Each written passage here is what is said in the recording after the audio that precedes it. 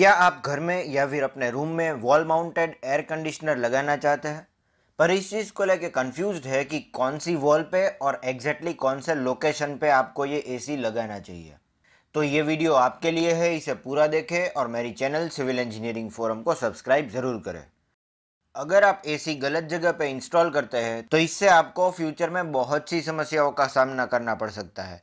जैसे कि ये यूजर्स के लिए डिस्कम्फर्ट क्रिएट कर सकता है, इससे एसी का परफॉर्मेंस कम हो सकता है और इसके कारण इलेक्ट्रिसिटी बिल्स भी ज़्यादा पे करने पड़ सकते हैं। फिर शॉर्ट सर्किट के चांसेस भी बढ़ सकते हैं और यहाँ तक कि इससे आपकी हेल्थ पर भी अनडिजायरेबल इफेक्ट आ सकता है। तो इसीलिए मैंने यहाँ पे कुछ टिप्स डिस्कस की है जिससे आप इस प्रॉब्लम का समाधान सीख सकते हैं। तो यहाँ पे हमारी टिप नंबर 1 है, install AC away from any heat source. मतलब हमें ऐसी जगह पर हमारा एयर कंडीशनर फिक्स नहीं करना जहाँ पे नॉर्मल रूम टेम्परेचर से ज़्यादा, मतलब कि टेम्परेचर हाई रहता हो, जैसे कि near kitchen, near exhaust, near Windows जहाँ पे डायरेक्ट सनलाइट पड़ रही हो। इससे क्या होगा कि आपके एसी का sensor actual room temperature sense नहीं कर पाएगा और हाई टेम्परेचर की वजह से फॉल्स रीडिंग दिखाकर no cut off mode on रहेगा, जिससे कि आपका एसी ज़्यादा चिलिंग इफेक्ट देगा मोर देन रिक्वायर्ड और इससे आपका इलेक्ट्रिसिटी बिल भी ज़्यादा आएगा। फिर टिप नंबर 2 है, install it away from electrical appliances. कई बार लोग एसी को एग्जैक्टली टीवी के ऊपर या फिर कोई इलेक्ट्रिकल अप्लायंस के ऊपर माउंट करते हैं। इससे प्रॉब्लम ये हो सकता है कि हमारा एसी का इंडोर यूनिट कोई टेक्निकल ग्लिच की वजह से लीक हो सकता है और अंदर की तरफ पानी टपका कर ये या फिर नमी पहुंचा देता है, जिससे कि शॉर्ट सर्किट के चांसेस बढ़ सकते हैं। नेक्स्ट टिप है, install it at a height of 7 to 8 feet. मतलब 7 से 8 फीट की हाइट तक हमें इसे इंस्टॉल करना है। इससे आपके पूरे रूम में एयर इवनली डिस्ट्रीब्यूट होगी और आपके रूटीन वर्क में भी आपको डिस्टर्बेंस नहीं होगा ये इंडोर यूनिट की वजह से।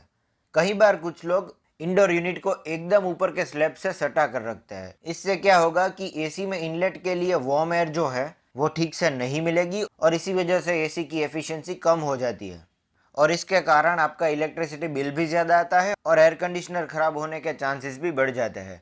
इसीलिए हमें टॉप स्लैब से कम हमारा इंडोर यूनिट जो है वो आधा फीट नीचे रखना है, जिससे कि एसी के ऊपर की तरफ जो वार्म है वो हमारा एसी इनहेल कर सके।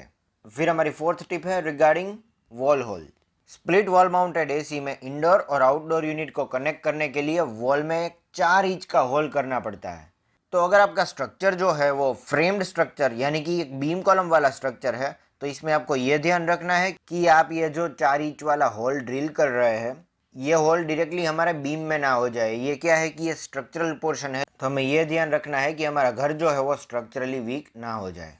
और फिर अगर आपका घर लोड बेरिंग स्ट्रक्चर है, सब इसका वेट जो है, इसका लोड जो है वो ब्रिक से ट्रांसफ़र हो रहा है नीचे तक, तो इसमें भी हमें यह 4 इंच वाला होल तो करना ही है, पर इसमें भी हमें यह ध्यान रखना है कि यह जो होल है वो उस दीवार पे ना हो जहाँ पे मैक्सिमम ओपनिंग्स यानी कि मैक्सिमम नंबर ऑफ डोर्स और विंडोज़ है, तो उस दीवार पर यह होल करना प्रिफरेबल नहीं होगा।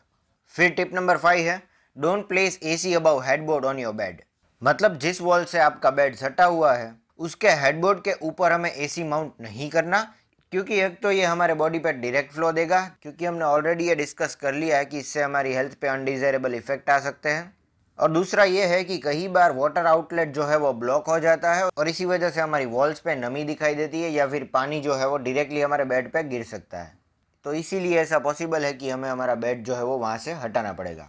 तो इससे बेहतर ये रहेगा कि पहले से हम एसी यहाँ पे ना लगाए। फिर हमारी टिप नंबर 6 है, install AC unit such that it gives an indirect flow. तो जैसे कि हमने ऑलरेडी बात कर ली, अगर आप पे एसी का फ्लो डायरेक्टली आ रहा है तो डिस्कम्फर्ट के साथ साथ इससे हमारी हेल्थ पे कुछ लॉन्ग टर्म अनडिजायरेबल इफेक्ट्स आ सकते हैं, जैसे कि dry skin, joint pain, sore throat etcetera. तो हमें हमारा इंडोर एसी यूनिट कुछ इस तरह से सेट करना है कि इसका फ्लो यूनिफॉर्मली पूरे रूम में फैल जाए और हम पे डायरेक्टली ना पड़े।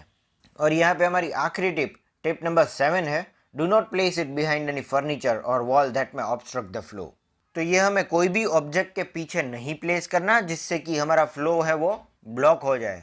इससे क्या होगा कि एयर कंडीशनर पूरे रूम में इवनली एयर सर्कुलेट नहीं कर पाएगा और इसी वजह से हम एसी ज़्यादा देर तक चालू रखेंगे या फिर टेम्परेचर और कम करेंगे। इससे हमारा इलेक्ट्रिसिटी बिल ज़्यादा आ सकता है।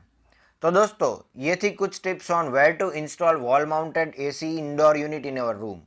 उम्मीद करता हूँ आपको मेरा ये वीडियो अच्छा लगा, और अगर ऐसा है तो इसे लाइक कर दीजिए और मेरी चैनल सिविल इंजीनियरिंग फोरम को सब्सक्राइब ज़रूर करें। This is all for today. Thank you for watching.